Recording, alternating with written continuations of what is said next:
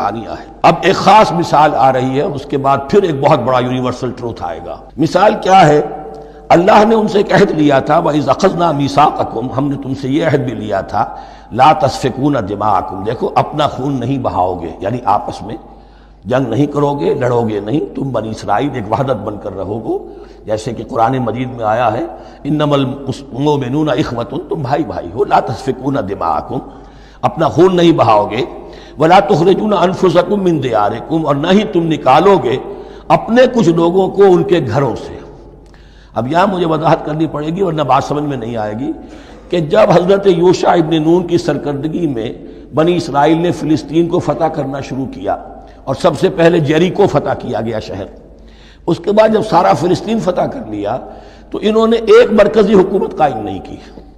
12 قبیلوں نے 12 حکومتیں بنا لی، جیسے 12 چشمے تھے پانی کے ویسی 12 حکومتیں۔ اب ظاہر بات ہے جہاں 12 حکومتیں ہوں گی تو وہ طوائف الملوکی جس کو کہتے ہیں، آپس کی کھٹ پٹ ہوتی تھی، جنگیں ہوتی تھی، پھر ان میں سے ایک دوسرے پر حملہ کر کے وہاں کے لوگوں کو نکال باہر کرتے تھے، بھاگنے پر مجبور کر دیتے تھے، تو یہ تھی ان کی کیفیت۔ لیکن اس کے بعد پھر جب وہ لوگ چلے گئے کہیں کفار کے ملک میں چلے گئے، اب کفار نے جو ہے ان کو لا کر اور ان کے سامنے ان کے ہاں بیچنا چاہا، چونکہ غلام بن گئے وہاں جا کر، یا انہوں نے غلام بنا لیا، تو اب فدیہ دے کر چھڑا رہے ہیں کہ ہمیں حکم دیا گیا ہے کہ جو بھی تمہارا اسرائیلی بھائی ہو اس کو فدیہ دے کر چھڑا لو اگر کہیں وہ اسیر ہو جائے۔ تو ایک حکم کو تو مانا نہیں اور دوسرے پر عمل ہو رہا ہے۔ حکم تو یہ تھا کہ آپس میں خون ریزی کرو ہی نہیں، وہ اس حکم کو تو توڑ دیا، لیکن بڑے متقیانہ انداز میں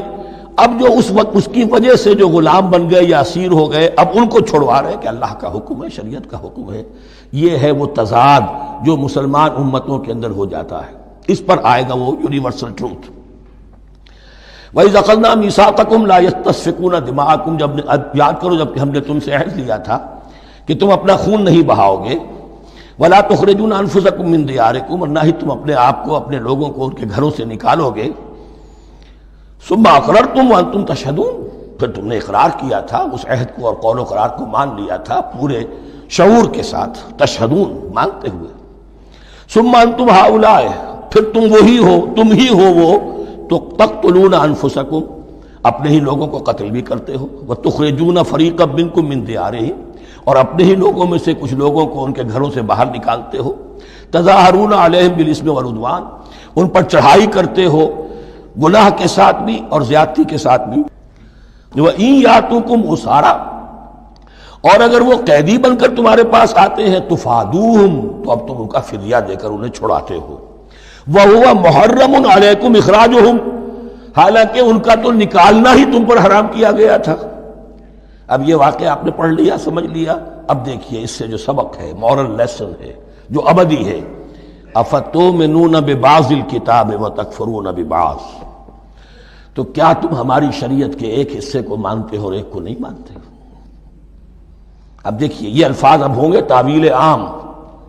جہاں کہیں بھی یہ طرز عمل ہوگا تو یہ آیت اس کو کور کرے گی۔ افتؤمنون ببعض الکتاب وتکفرون ببعض، تو کیا تم مانتے ہو ہماری کتاب کے ایک حصے کو اور ایک کو نہیں مانتے؟ فما جزاء من یفعل ذلک منکم، تو نہیں ہے کوئی سزا اس کی جو یہ حرکت کرے تم میں سے، الا خزی فی الحیات الدنیا، سوائے اس کے کہ دنیا کی زندگی میں رسوائی ہو، ذلت ہو، ویوم القیامہ، اور قیامت کے دن یردون الی اشد العذاب، وہ لوٹا دیے جائیں شدید ترین عذاب میں، وما اللہ بغافل عما تعملون، اور اللہ تعالیٰ غافل نہیں ہے اس سے جو تم کر رہے ہو۔ آج امت مسلمہ پر 100% یہ آیت منطبق ہو رہی، پورے دین پر چلنے کو تیار نہیں، ہر گروہ نے کوئی ایک شے حلال کر لی اپنے لیے، ملازم پیشہ طبقہ ہے، رشوت حلال ہے، کیا کرے اس کے بغیر گزارا نہیں ہوتا، کاروباری طبقہ ہے، سود کیا کرے اس کے بغیر تو یہ کاروبار چلتا نہیں، فلاں ہر ایک کے لیے، ہر ایک نے، تو نیکی اور بدی کا ایک امتزاج ہے، کل دین جب تک وہ نہ ہو تو اس کی سزا یہ ہے خزی فی الحیات الدنیا، وہ ہمارے اوپر ہے، ضربت علیہم الذلۃ والمسکنہ، وہ خز اور وہ ذلت اور مسکنہ تھوپ دی گئی ہے، باقی رہ گیا قیامت کا معاملہ، وَيَوْمَ الْقِيَامَةِ يُرَدُّونَ إِلَىٰ أَشَدِّ الْعَذَابِ، شدید ترین عذاب میں۔ تو اپنے طرز عمل سے تو ہم اس کے مستحق ہو گئے ہیں، باقی اللہ تعالیٰ کی رحمت جو ہے دستگیری فرما لے اس کا اختیار ہے۔ لیکن دھمکی کا پھر انداز دیکھیے، وَمَا اللَّهُ بِغَافِلٍ عَمَّا تَعْمَلُونَ، اللہ غافل نہیں ہے اس سے جو تم کر رہے ہو۔ ہر سال عمرہ فرما کے آ رہے ہیں، کس رقم سے فرما کر آ رہے ہیں یہ اللہ کو معلوم ہے، یہ حلال سے کمائی تھی یا حرام سے۔ رمضان مبارک میں حرم میں پہلی صف میں جگہ ریزرو کرائی ہوئی ہے سیٹھ صاحب نے، اور وہاں کے شرطوں کو بھی رشوتیں دیتے ہیں، اور وہ سمجھتے ہیں کہ ہم تو سارا نہا دھو کر آ گئے، سال بھر جو بھی حرام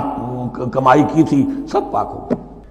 اللہ ناواقف نہیں ہے، اللہ تمہاری داڑھیوں سے دھوکہ نہیں کھائے گا، اللہ تمہارے اماموں سے اور ابا اور قبا سے دھوکہ نہیں کھائے گا۔ He knows you through and through, He sees you through and through۔ وَمَا اللَّهُ بِغَافِلٍ